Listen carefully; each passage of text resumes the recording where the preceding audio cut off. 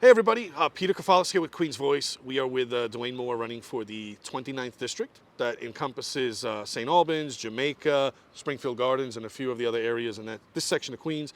Today we happen to be at our first location at the Home Depot parking lot over on Merrick, which unfortunately, as you can see behind me, is plagued with a lot of illegal immigrants looking for work.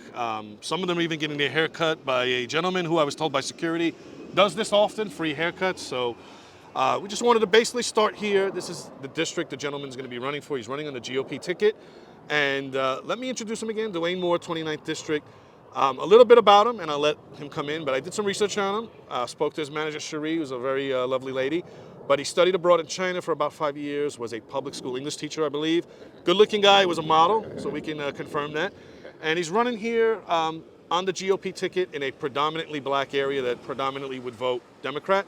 So Dwayne, thank you for stopping by today. Thank you so much for having me.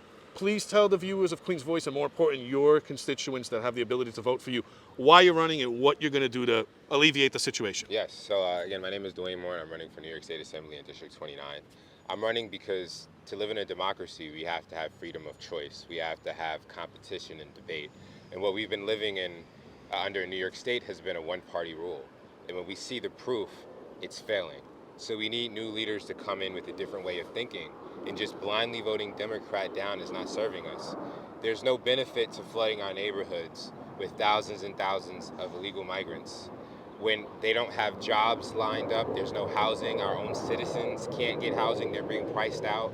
And now there's just open competitions where if you're doing things the right way, you open up a business, you have a storefront, you're paying taxes. Now we could just flood the country in with people from all over, and they could just steal our jobs in a lot of ways. So we have to be open-minded, and the quality of our life in our neighborhood is declining. I'm all for immigration. That makes us great, diversity of ideas. But what we have right now is essentially making the citizens second-class citizens in our own city. There's garbage everywhere.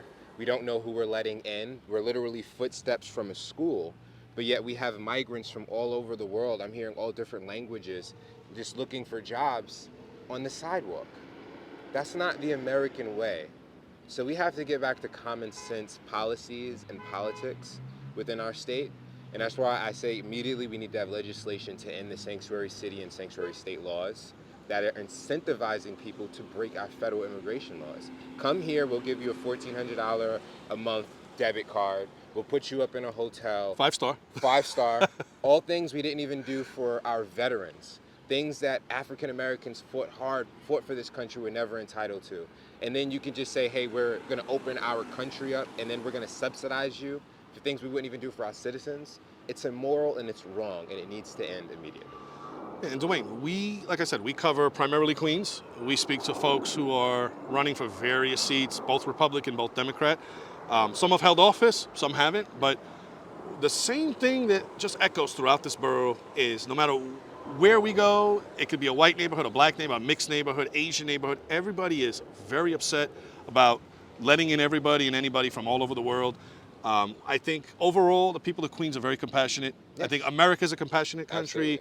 We donate a lot of money. Credit for. We don't get credit for it, but we have folks coming in here, and I would equate it to an invasion. It is. We're allowing it. It is an open invasion. When you have over 10 million people, that's like the entire population of Jamaica 3 to 4 times over being emptied out in our country without a screening process, without people having jobs lined up. What is the end goal? This is not sustainable. And then you're going to remove our services, our taxpayer dollars to give people. The people who immigrated here and came into Ellis Island, it's Ellis Island, right? Yeah, absolutely. People that came over here and came through Ellis Island, they didn't ask for handouts. They came here and worked. It was the idea of I'm coming here to America for a better opportunity to prove myself and to provide for my family. And now we're saying, hey, come here and we're going to just pay you to break our laws. Reward you. We're going to reward you. You can beat up our police officers. There's going to be no one held accountable. Even if you break laws, we can't even deport you when we didn't even screen you to come in. This is not about not liking people from different cultures as they try to make it seem, or identity politics. This is about maintaining our country. This is about making sure that we're doing things to serve our population, our citizens first, the people who legally immigrated here the right way first. If our own city is declining, how can we possibly do this? Yeah, and a lot of people say we can't help our own throughout the city, throughout the can't. borough, and we're going to immediately open up our pocketbooks or wallets to help others. But being that we're in Queens, I think it's not even an argument. This is the most diverse county in the world. Yep. You can go to a restaurant from any type of Anywhere. person, any language, any religion, and throughout Queens we could It's about- bump into people by accident from all Yeah. over the world. I That's think the we're beauty of this area. beauty of the area. We're a very accepting city as a whole, and as a resident of Queens my whole life, almost 50 years, I can tell you the borough of Queens is a diverse community that accepts everybody. If you come here and you're not a disturbance or a nuisance like some of our newer neighbors, we would welcome you with open arms. We want everybody to have good like our ancestors did who came here through Ellis Island. My great-grandparents came on Ellis Island, had to get paperwork, get on a boat, and I heard stories from people that you couldn't get any job without having paperwork back in the day here or in even other countries. Couldn't wash dishes even. Exactly. Yeah. Because there was an idea of if you came here, we want to make sure you're coming here the right way, and then give you an opportunity to work. I mean, to think that you have all of these people out here in a Home Depot that are looking for work. There are actual contractors that paid for licenses and went to school and did it the right way, and now we're just incentivizing people to just break the law, and then these people are not even paying taxes. We would expect that at least you would have to buy into our system and pay into our system so that we know that the money is generating back into the community. There's no proof of that here. And then people coming over, they have court dates 5 years, 6 years in advance. So how long is this situation going to last? This is by far the worst thing that has happened, I think, to this country in American history that will have repercussions for decades to come. Generations to come. Generations to come. Yeah. And I mean, I know this country very deep. We've had a lot of challenges. To say that you can just bring in over 10 million people without screening them and just freely release them into the country for the ideas of diversity and inclusion. If our border and maintaining the integrity of this country doesn't matter, that essentially means no law in this country matters. So we need the Democrats that are incentivizing this behavior to rapidly change course, because this is not sustainable and they're destroying our communities, and we're seeing the impacts of it, and this is just the beginning. And we spoke about this a little earlier. This is, including the Home Depot in my neighborhood, every Home Depot in Queens, some are worse than others, but there's not one Home Depot location, sadly, in our borough that you go to and you don't see this. Now, obviously here, you guys have a elementary school, unfortunately, right there. We can see it in the yonder. Yep. So surrounding the perimeter here, when I drove in about an hour ago, I counted at least 30, 35 illegal aliens. I've seen a few of them ask for money. Some of the staff here had told me off camera they don't want to be filmed, but they do panhandle, they do knock on windows, they do harass contractors, ask for food. And one of the staff here told me off the record that a lot of them are getting government debit cards and they're getting donations. People are bringing them food and clothing. So they're cutting from both sides of the pie, so to speak. The generosity of people to want to help, which I understand. And again, this is not being against the migrants. This is about being for our city first. This is not sustainable. If you're going to immigrate here, you need to be able to show that you have skills, you have something to contribute, you have a clean record. If you come here, you're not going to live off of the tax system, because we don't want people just living on welfare. That's the opposite of how we want people to live. And not to blame people on welfare, but every generation of people on welfare is a generation of people not owning businesses, not owning homes, is living on the bare minimum. And now essentially we have this open invasion to where you don't even have to be a citizen to qualify for these services. And we're actually displacing our own people for migrants. I can't understand what the rationale behind these politicians thinking is currently. But this is dangerous, this is wrong, this is anti-American, and I hope it doesn't get worse, but the reality is we don't know who we're bringing in this country. I studied abroad in China. In China, people can't even go through province to province, which is equivalent to our states, without the government knowing. There's been over 30,000 Chinese migrants that have entered the country. That means that now governments are sending people over here. This is not just a South America issue. Nope. People from all over the world. This is an open ticket. So are you trying to intentionally destroy the country? And then how many is too many? Where do we stop? There's over 10 million, there's gotaways, there's people on the terror list coming through. We have no idea. No idea. No clue. They're just going to any crevices. They could be forming a paramilitary here. Yeah. We just seen what happened in Israel, where people breached the wall and did an invasion. And I'm not trying to be an alarmist, but these are the endless possibilities that happen when we don't have proper checks and balances that are valid. And not everybody like these folks are coming here for financial reasons. Some of them have bad intentions, human trafficking, drugs, terrorism. You're going to get all of that. I think majority of people on this earth are pleasant people. Sure. And I think that if my friend called me and said, hey, France is incentivizing you to come here and be a migrant, come here, they're going to take care of you. 5-star hotel, free everything. If I was a little younger, I might be, hey. I might join you if I was younger. I might go over there. I get it. It sounds fun. But on the reality is, there are real threats, right? There's humanity has a bad side to it. And sorry, speaking about the threats, am I out of line to say New York City as a whole, Queens as a whole, we have enough of our own domestic criminals here.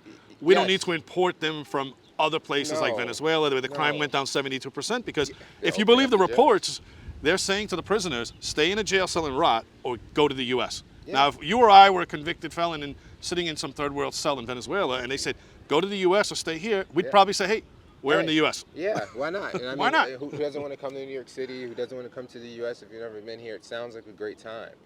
But we already have crime issues in our own city from people who are citizens here that we have to correct. And I worked in education. I think this is also one of the largest issues that goes not discussed. Less than 50% of our kids are reading on grade level. Unacceptable. Less than 40% of black kids are reading on grade level. And that's a citywide thing. Now you're adding an additional 10,000 migrant kids to an already overstretched public school system that has a teacher shortage. We don't have enough science and math teachers. Nope. We're overstretched as capacity. Adding 10,000 kids without expanding the schools, adding more teachers. No, they tried to cut the budget. And our kids are going to further slip through the cracks. Our kids are going to slip as they already were. Yep. So now kids that speak all different languages from all different cultures, now you're just cramming them into an already brutal public school system. And we have to find those teachers who speak those other languages. That's rife with behavior issues as I know as a former teacher. This is so toxic. This is so wrong. It's immoral. And these politicians that were elected to defend our country, were elected to improve our way to life, need to be held accountable for this. I agree. Now, we're going to wrap up our segment here before we go to another location with you and spend some time with you more. But as a black person in a predominantly black neighborhood, what is the impact on the black population, our black brothers and sisters here in Queens? How are they bearing the brunt? Because if you read a lot of the stories, they're saying a lot of the people who are paying the heheaviest price are in our black communities. Absolutely. Do you agree? Absolutely. And why, if so? Let the viewers know. We see the migrants around. We see where they like to just dump people, Well, Queens in general is a dumping ground, unfortunately. It's a dumping, and it's so inhumane on the behalf of the migrants. Nobody should live like this. Why people want to come to the United States is for our quality of life, or what we used to think was our high quality of life. Now you're bringing people in on the bare minimums, now waiting on government handouts and stuff. Like, it's inhumane on their behalf. But how we bear the brunt of it, as I said, our school system. Our kids are already struggling on historic levels, right? And of course they're going to be put in our schools, in our areas. Oh, yeah. That's where a lot of the shelters are. Yeah. When you think of panhandling and crime, our quality of life, we're seeing more of that. Various different parts of the city. You'll see on Merrick. You'll see on Francis Lewis. You'll start to see it slowly but surely, but I've seen it. People asking, panhandling, and this is one of the wealthiest areas in the country for black people to live. This is not just any area where black people live. This is one of the wealthiest, high-income, middle-class families that live here. And this will destroy it. And this will destroy it. And this is not even talking about the city of Yes, we can get into that, and the district and the changing of zoning laws. But this is reducing our quality of life. You want your kids to just see people on the sidewalk and stuff like that, and just seeing like people just being dumped. This is not the American way. And the financial burden that it's having, if you're cutting services, that impacts our areas. I mean, inflation. This also has an impact on inflation. Yeah, hurting us all. Hurting us all. If you actually do own a business and you did it the right way, now you have competition from people who are not even obligated to pay taxes. Cheap, under-the-table competition. Come on, this is wrong. So, all right, Queen's Voice. We're going to wrap up our first segment here with Dwayne Moore. We're going to continue at a different location in a little while.